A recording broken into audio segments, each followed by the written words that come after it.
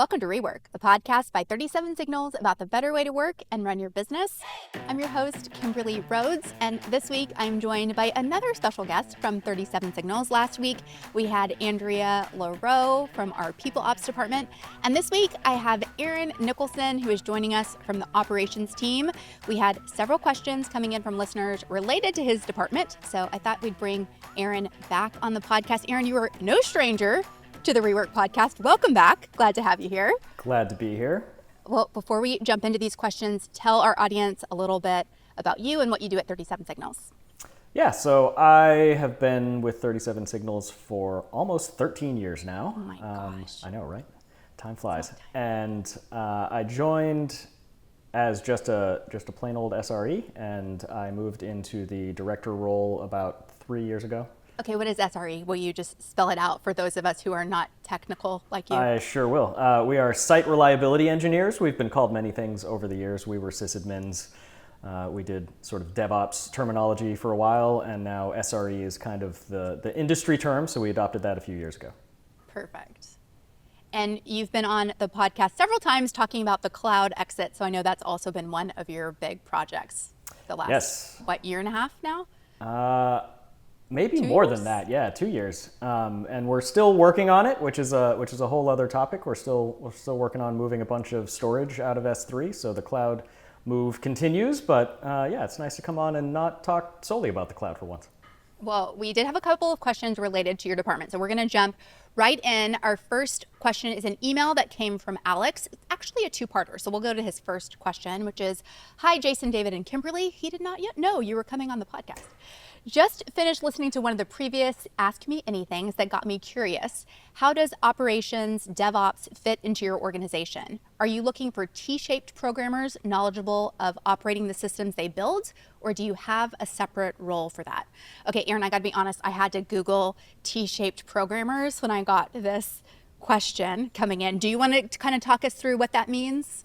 Sure, and we don't really use that term that much, but we do live the concept. So I think the term just means that people have a broad knowledge base up top, but also specialize and are very in depth in some subject. And we do definitely hire with that in mind, but people can kind of come to us in two different ways. Some people have a good general knowledge base, and then they kind of find their specialty on the team as they grow.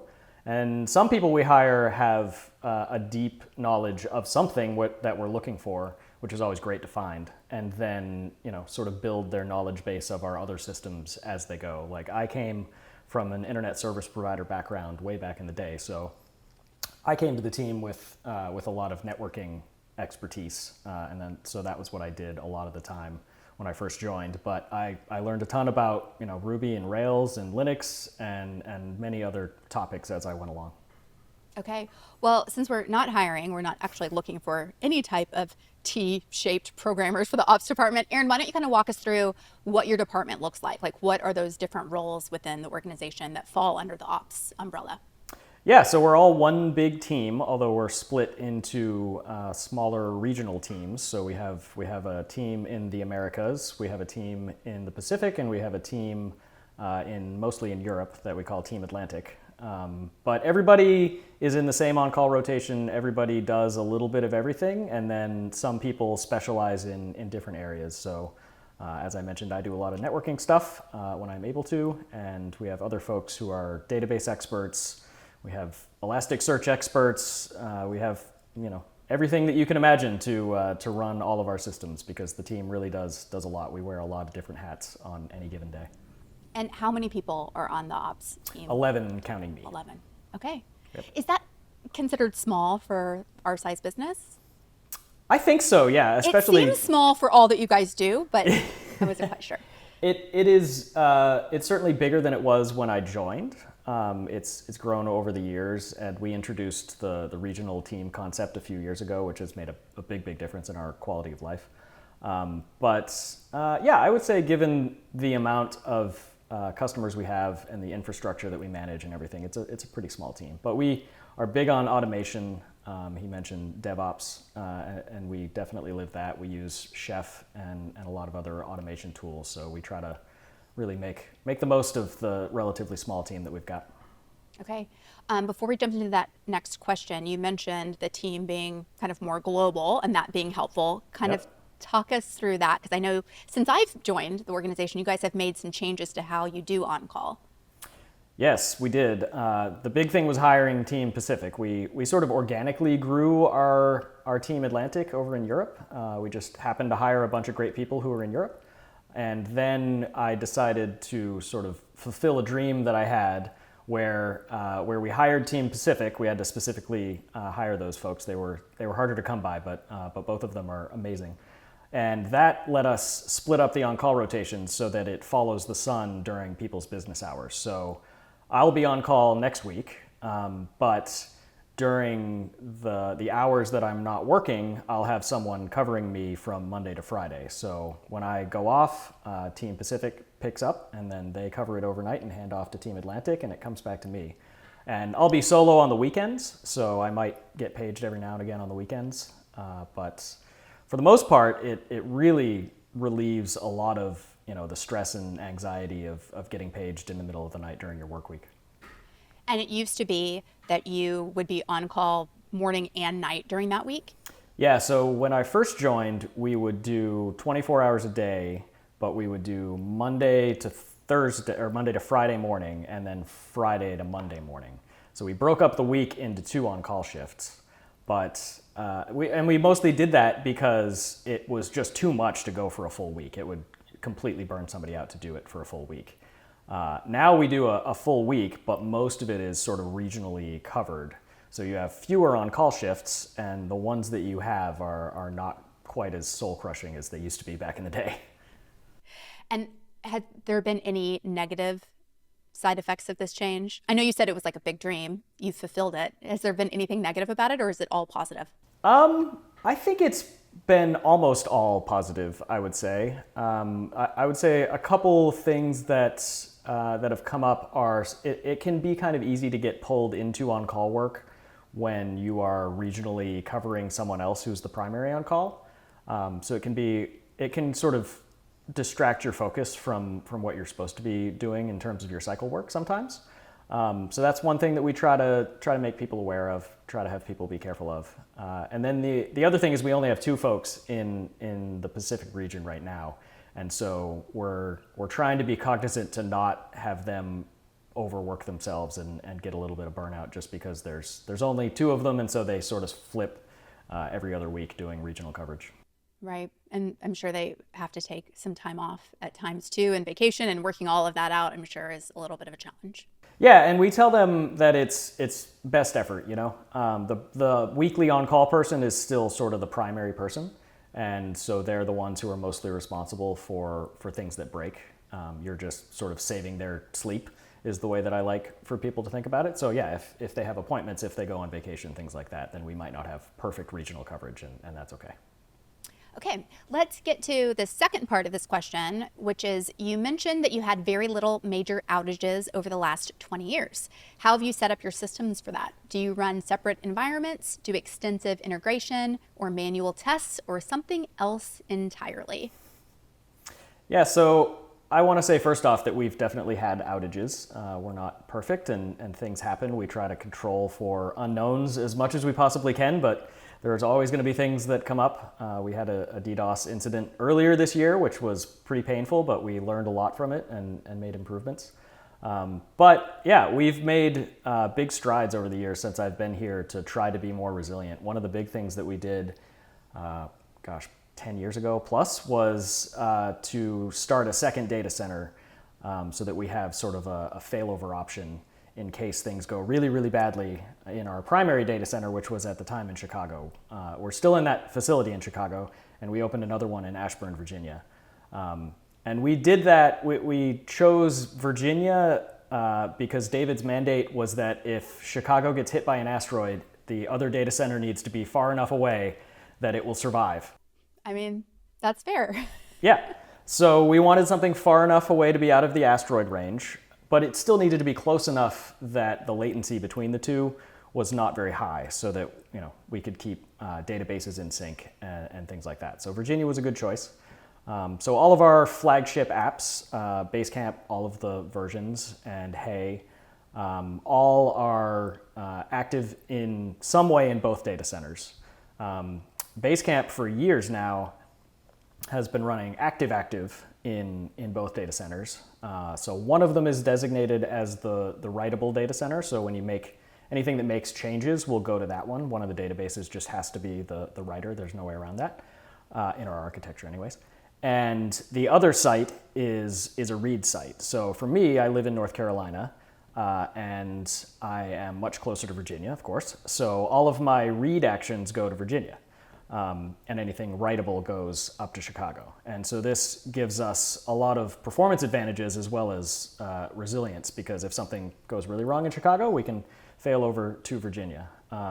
We're doing a really fun project right now to bring up another small data center in Amsterdam that we're going to run a read site for Hey at. So if you're a European customer and you use Hey, pretty soon it's hopefully going to be a lot faster because all of your read actions will be going to the site in Amsterdam and will hopefully be much quicker. It's not a fully fledged thing, so like it's not a failover target, but it's just a little mini site that we call it an outpost that will hopefully improve performance over there.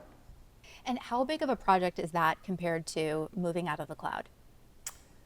Not nearly as big.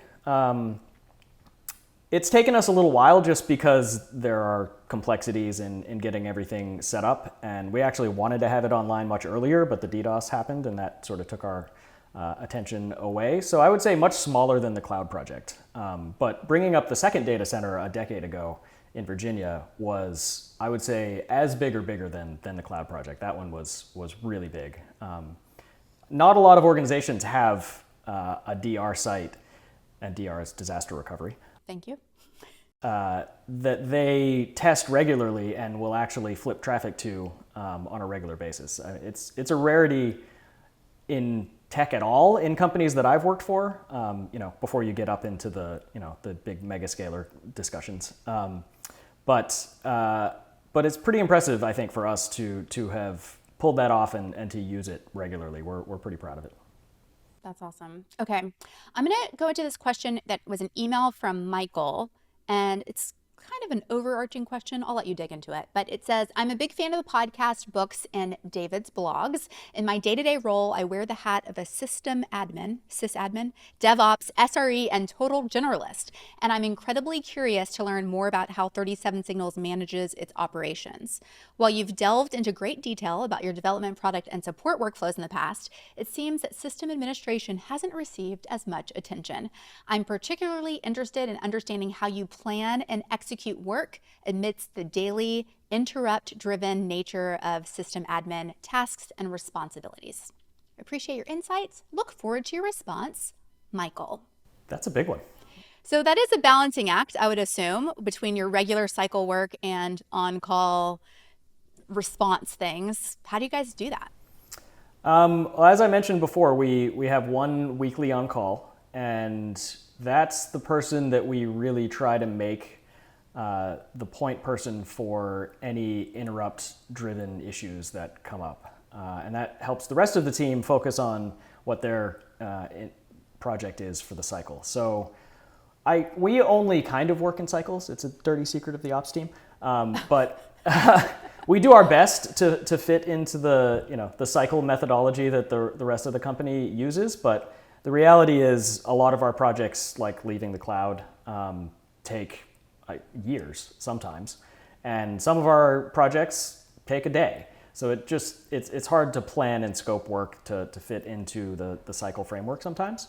But we really try to, and to be able to do that, we need to have the on-call person handle all of the unexpected things that come in on a weekly basis. So as I mentioned, I'll be on call next week.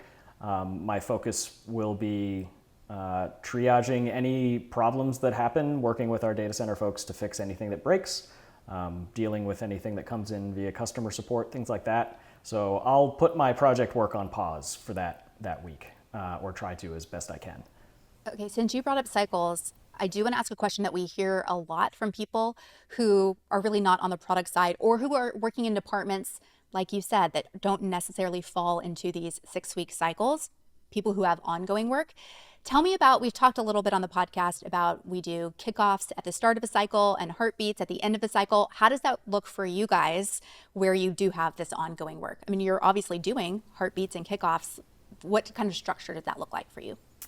I mean, I'm mostly just upfront about it that some of our cycles or some of our projects go longer than one cycle. So I just wrote the heartbeat earlier this week, and many of those things I just upfront said that we did a lot of work on this cycle, and it's going to continue for another one. We're now going to be starting next cycle on moving Basecamp 4 into Kamal, which is going to be a huge project and is going to take probably, I would guess, 2 or 3 cycles to finish. So I just say that up front, that sometimes things don't fit, and that's okay. Do you break down like the Kamal project into smaller pieces? Or is it just one big project and it's just going to take multiple cycles?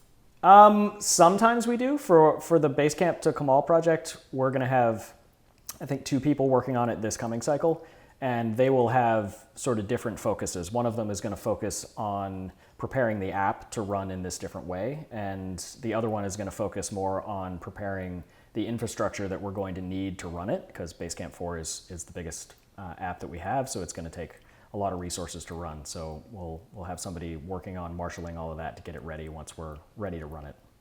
But they, of course, are going to work very closely together with the other person and also with our SIP team to make it happen. So it's all collaborative, even if they have different focuses. Okay, Eron, last question before we wrap up. And this actually isn't from a listener, but it's from me. Oh. Is there anything that the ops team does that we haven't talked about that you think is particularly unique that we should share with listeners? I think the coolest thing that we're doing right now is what I mentioned earlier, the Amsterdam project. So I'll take that one to talk about, and I'm hoping to write a technical blog post about it pretty soon. It might be out by the time this is published. We'll see. Oh, excellent. I actually wrote a post that people can look up years ago on how we did the traffic splitting for Basecamp when we first launched it. We use a networking technology called BGP Anycasr that basically routes your traffic to whichever of our data centers is closest to you. That's the very high level way that it works. And that may not necessarily be the one that's physically closest to you if you're in sort of a weird spot in between our 2 sites. But whichever one is closest to you from the networks, from the internet's perspective, is where you will end up. And we've used that technology for a decade now on Basecamp, and it's worked really, really well. So I'm really excited to extend it out to Hey, which we now have running, and then to add another read site for Hey in Amsterdam to improve European performance. And if that works out as well as it does, as we hope it does, we are going to do Basecamp in Europe in that site in Amsterdam as well. And then we might look at doing something for some of our Pacific customers, either probably in Japan, I think is probably what would make the most sense. So that would be our next outpost that we're going to try and open. So I'm pretty excited about that. It's very technically cool, and I'm hoping it'll make a big difference for some of our customers who are in areas that are a long ways away from us and might have sort of bad performance on our sites otherwise. Well, that's awesome. You're now in charge of global expansion. It's very cool. That's right. We have a global team, so we might as well expand globally to make it. But yeah, I mean, we do a lot of things, I will say. We ops, just by our nature, sort of live in the background a lot of the time. You don't hear about us unless things break. But I'm trying to push the team to publish more stuff on the dev blog so that people can see more of it, because we do a lot of great things, especially some of the technology we built around the cloud exit and the way that we use Kamal and the way that we run stuff with automation I think is really great, and we should share it more. Well, I will link to it in the show notes. That website is dev.37signals.com, where many of our programmers have shared a little bit about what they are working on. And Eron, this will be your pressure to put that up by the time this podcast comes out. I gotta get it done now. There you go. Thanks for joining me. Rework is a production of 37 Signals. You can find show notes and transcripts on our website at 37signals.com/podcasts. Full video episodes are on YouTube and Twitter. And if you have a question for Jason or David or Erin about a better way to work and run your business, leave us a voicemail at 708-628-7850. You can also text that number, and we just might answer your question on an upcoming show.